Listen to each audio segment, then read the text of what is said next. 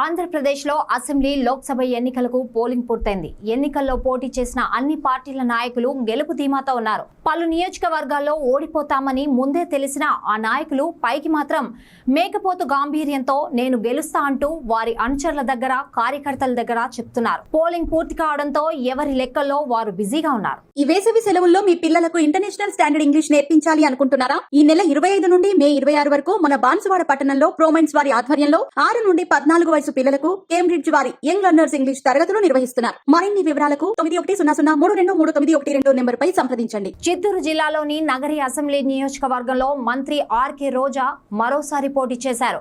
Hat trick మీద కోటి ఆశలు పెట్టుకున్న మంత్రి రోజాను సొంత పార్టీ వైసీపీలోని కొందరు నాయకులు ముంచేశారని నగరి ప్రజలు చర్చించుకుంటున్నారు. సినీ నటిగా తన గ్లామర్ తో మొదటిసారి అతి తక్కువ మెజారిటీతో ఎమ్మెల్యే అయిన రోజా తర్వాత రాను రాను ప్రత్యర్థి పార్టీ నాయకులకు చుక్కలు చూపించారు.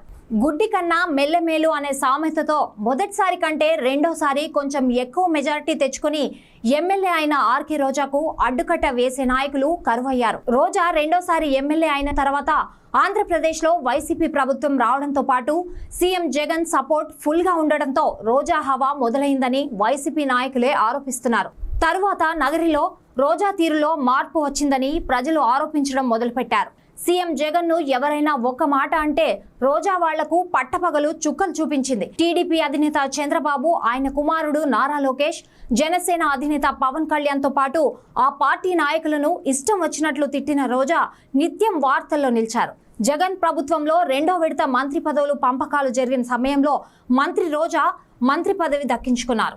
అప్పటికే రోజా మీద వైసీపీలో వ్యతిరేకత రావడం, ఆమె మంత్రి అయిన తర్వాత ఆమె తీరులో ఇంకా మార్పులు రావడంతో నగరితో పాటు ఉమ్మడి చిత్తూరు జిల్లాలోని వైసీపీ నాయకులు మేడం తీరును జీర్ణించుకోలేకపోయారు. అప్పటి నుండి నగరిలో రోజాకు వైసీపీలోనే వ్యతిరేక పవనాలు మొదలయ్యాయి.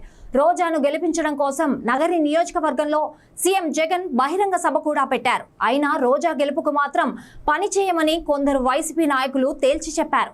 ఇదే సమయంలో రోజా మీద ఉన్న వ్యతిరేకతను తమ వైపు తిప్పుకోవడంతో నగరి టీడీపీ అభ్యర్థి మాజీ మంత్రి గాలి భానుప్రకాష్ విజయం సాధించారు. నగరిలో దూసుకుపోయిన గాలి భానుప్రకాష్ ప్రజలను ఆకట్టుకొని తనకు ఒక అవకాశం ఇవ్వాలని మనవి చేశారు. మొత్తం మీద నగరిలో సోమవారం జరిగిన పోలింగ్ తీరు, అదే రోజు రాత్రి నుండి నగరి నియోజకవర్గ ప్రజలు మాట్లాడుకుంటున్న తీరు గమనిస్తే గాలి భానుప్రకాష్ విజయం సాధిస్తారని టీడీపీ నాయకులు, కార్యకర్తలు ధీమాగా చెబుతున్నారు. మా వీడియోస్ కనుక మీకు నచ్చినట్టయితే please like, share and subscribe to SR news.